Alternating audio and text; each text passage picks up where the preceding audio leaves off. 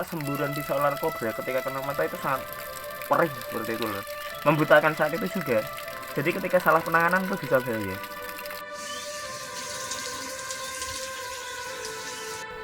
Assalamualaikum sedulur, bertemu lagi dengan saya Hakim Hunsman. Oke dulur-dulur semua, hari ini saya akan bercerita tentang pengalaman saya yang disembur ular kobra. Kok bisa bang? Nah, ya, saya akan cerita tentang bagaimana kronologinya dan bagaimana sih cara penanganan pertama ketika tersembur ular kobra. Untuk dulur-dulur yang penasaran, simak terus videonya sampai habis.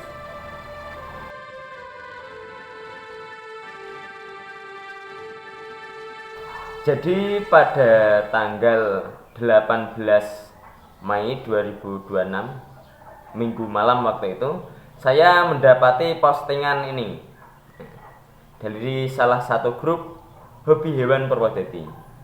Dan kebetulan waktu itu saya sedang mencari ular kobra atau Najas Potatrik untuk dipelihara lor ya. Saya pun tertarik. Waktu itu tidak lama kemudian saya inbox penjualnya, saya inbox waktu itu, dan beberapa saat kemudian dibalas. Nah, berhubung sudah ada kecocokan waktu itu, saya langsung minta nomor WA-nya dan mempertanyakan mahar untuk ular kobra tersebut. Nah, keesokan harinya di hari Senin tanggal 19, saya langsung menuju ke kediaman penjual ular tersebut. Dia orang Latak Karangrayung. Waktu sampai di sana saya itu terheran-heran loh. Dia itu gimana ya? Pegang kobra loh. Itu kayak pegang kucing. Jadi wah, luar biasa ini orang. Kok kobranya bisa jinak-jinak gitu kan, saya tanyain juga waktu itu. Katanya itu kobra peliharaan dari kecil seperti itu loh. Emang jinak karakternya. Nah, pas saya beli, ya kan, saya bawa pulang. Nah, itu saya pelihara ular tersebut itu baru sehari lah, anggaplah baru sehari ya. Senin saya ambil, hari Selasa, ya Selasa pagi itu di sekitar jam 7 saya bikin handling stay kayak gini buat handle itu ular, ceritanya kayak gitu. Nah, mau handling ular kan, setelah selesai bikin alat handling stick ini, saya mau coba handling tuh ularnya tuh. Dan saya juga sudah tahu karakternya itu, dia slow kalem kayak gitu loh. Dan itu salah satu keterobohan saya juga di situ. Biasanya saya berani handling ular itu kayak gini ya. Nah, itu saya observasi dulu biasanya 2 minggu. Cuma kalau ini baru sehari udah tak coba-coba nih. Itu terobohannya saya. Nah, jadi waktu saya keluarkan dari kotak box itu, dari kotaknya, dia itu sangat kalem sekali. Karakternya itu bisa dibilang malah nggak kayak kobra, kayak ular-ular elapit lain itu, santai, dia tenang, ya. Dan nggak galak mongos-mongos itu enggak, dia biasa aja kayak gitu.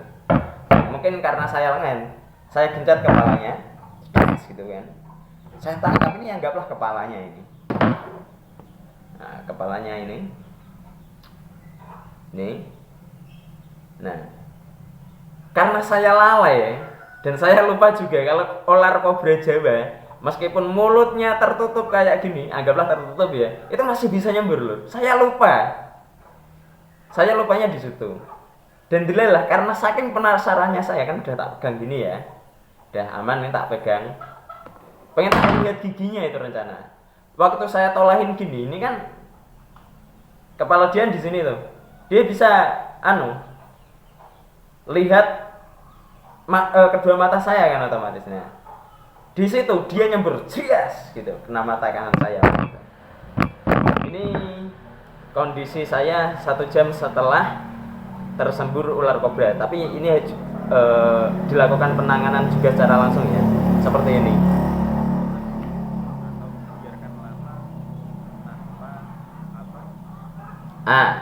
Jadi waktu tersembur lur, itu saya kalau panik sih enggak banget ya, tidak terlalu panik waktu itu.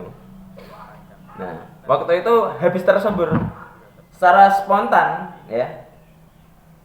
Saya cek dulu kan, itu ekornya masih melingkar di tangan saya enggak? Oh ternyata enggak, langsung saya buang waktu itu juga.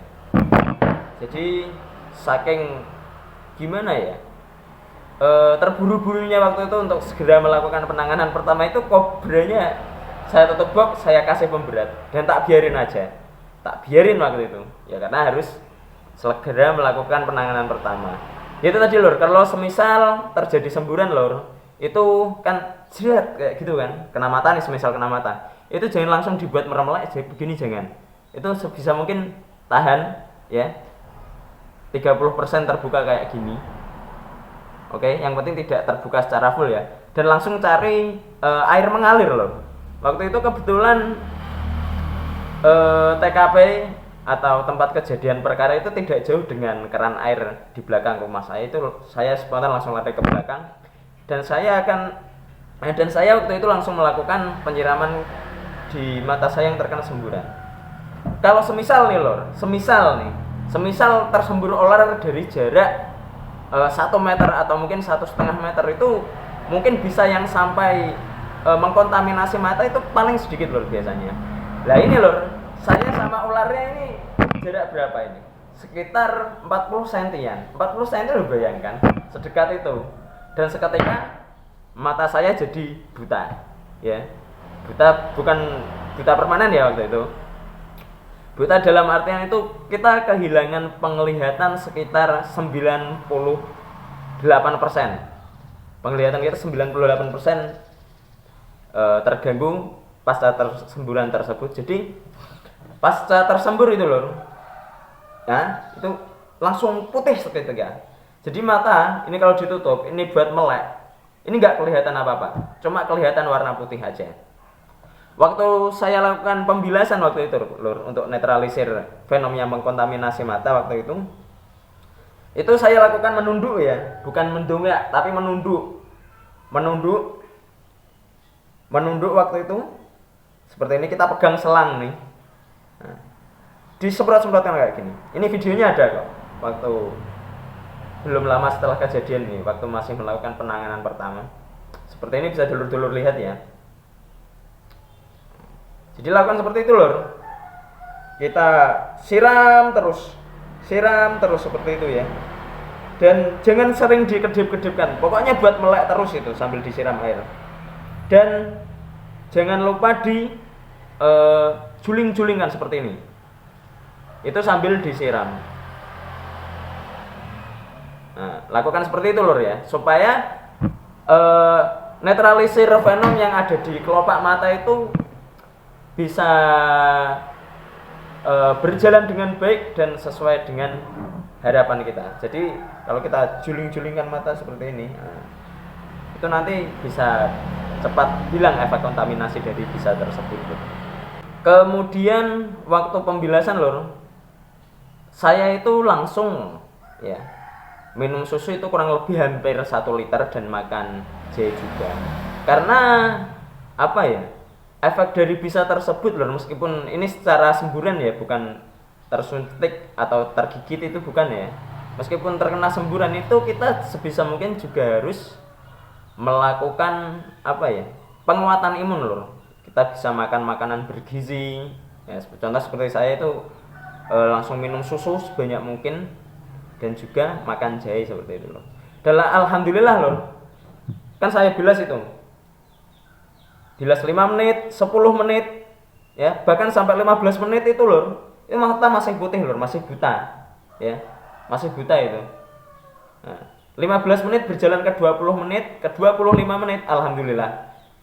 Di menit 25 itu penglihatan sudah berangsur-angsur membaik dari yang tadinya kita buta 95%.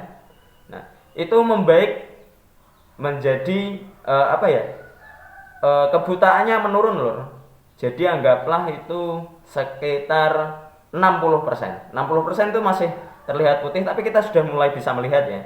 Itu kita harus tetap melakukan penyiraman, harus ya. Karena meskipun penglihatan kita sudah kembali anggaplah kembali 40%, itu kan masih ada apa ya, kayak sekat putih gitu loh yang menutupi mata kita. Meskipun sudah berangsur-angsur membaik, itu harus tetap disiram loh. Kita siram terus sampai penglihatan kita benar-benar kembali ya, benar-benar bisa melihat loh ya. Sampai tahap itu saya sendiri loh ya, itu membutuhkan waktu ya kurang lebih 40 menit, bahkan hampir 1 jam waktu itu. Ya bayangkan ya, hampir 1 jam gini terus dijuling-julingin sambil minum susu waktu itu. Biar recovery-nya makin cepat ya, dengan dukungan yang bagus kan recovery bisa lebih cepat itu. Tuh kita bilas terus itu waktu itu. Nah, ya singkat cerita sudah selesai kurang lebih 40 menit. 40 menit pandangan saya itu sudah membaik, anggaplah 90% lah seperti itu. Sudah mulai membaik dan rasa perih, nyeri panas itu sudah hilang. Dan jika dulur-dulur tersembur, ya emang kita harus melakukan penanganan sampai efek dari bisa tersebut itu benar-benar merasa hilang loh. Meskipun setelah efek panas nyerinya hilang, kita akan mendapat sedikit bengkak, itu wajar ya. Karena kontaminasi bisa kobra itu kan wah luar biasa lah. Merusak itu sebenarnya. Cuma berhubung tidak tersuntik atau terinjek kan, hanya nempel saja di bagian sensitif, itu bisa hilang dan cepat sembuh. 40 menit pasca penglihatan saya sudah mulai berangsur membaik ya. Saya langsung beli obat tetes mata waktu itu, dan saya pakai obat tetes mata dari merek Rofto. Itu setelah membaik penglihatan saya langsung saya tes-teskan, dan kondisinya 1 jam seperti ini, dan ini kondisi 6 jam. Ini kondisi 6 jam pasca tersembur ular kobra dan seusai melakukan penanganan. Seperti inilah kondisinya setelah 6 jam. Ini setelah 6 jam pasca kejadian ya. Jadi 6 jam pasca kejadian itu langsung dilakukan. Setelah 6 jam lur itu masih ada efek bengkak, dan alhamdulillah ya, di jam-jam tersebut saya tidak ada gejala atau merasakan gejala-gejala seperti berada di fase lokal pasca tergigit. Kan ada luka gores lur, dan ternyata setelah saya tunggu beberapa jam sampai 6 jam waktu itu, nggak ada gejala signifikan seperti infeksi di area luka terbuka ataupun gejala-gejala sistemis. Saya nggak ada waktu itu, nggak ada gejala-gejala demikian. Jadi ya alhamdulillah waktu itu sudah bisa tenang loh. Dan setelah itu saya buat istirahat total lor. Dan saya pakai obat tetes mata itu ada setiap 1 jam sekali, itu ada. Dan ini kondisi saya 29 jam pasca tersembur ular kobra. Seperti ini kondisinya. Kondisi setelah 29 jam tersembur ya, ular kobra Jawa atau naja seperti ini. Sekarang penglihatan juga sudah lebih nyaman. Ini juga kondisi ini sudah lumayan membaik ya. Dan waktu itu saya buat video itu persiapan sebelum berangkat kerja lor. Jadi belum sampai 2 hari pasca tersembur itu saya langsung berangkat kerja. Dan ini malamnya lor. Ini kondisinya, ini kondisi saya selanjutnya. Penglihatan sudah berangsur membaik waktu itu. Bisa dulu lihat sendiri ya. 4 jam seusai tersembur ular kobra Jawa atau naja seputatrik lor. Seperti ini. Kondisi alhamdulillah sudah 98% dan ini membaik, adalah kondisi saya sebelum merasa benar-benar sembuh total. Update kondisi terbaru. Ini saya sudah merasa sangat baikan sekali. Sudah lebih baik ya. Jawa atau naja seputatrik. Alhamdulillah. Jadi untuk saya pribadi lor, ya, bisa benar-benar sembuh maksimal. Maksudnya dalam artian bengkaknya mulai mengempis dan tidak, ketika dikedipkan itu tidak ada rasa nyeri yang mengganggu seperti itu ya, dan tidak ada rasa pusing. Waktu tersembunyi ada efek pusingnya juga lur setelah beberapa jam waktu itu. Terasa lur di belakang mata kayak ada yang kurang nyaman gitu, dan ada efeknya pusing di kepala sebelah sini, sebelah kanan ada sedikit pusingnya. Dan itu saya benar-benar bisa sembuh itu kurang lebih, pokoknya nggak nyampe 5 hari kok, kurang lebih 4 hari itu saya merasa benar-benar sudah sembuh waktu itu. Dan ya untuk pengalaman juga ya, untuk dulur-dulur yang pelihara ular high venom itu lebih berhati-hati ya, nggak perlulah dihandle-handle kayak gitu.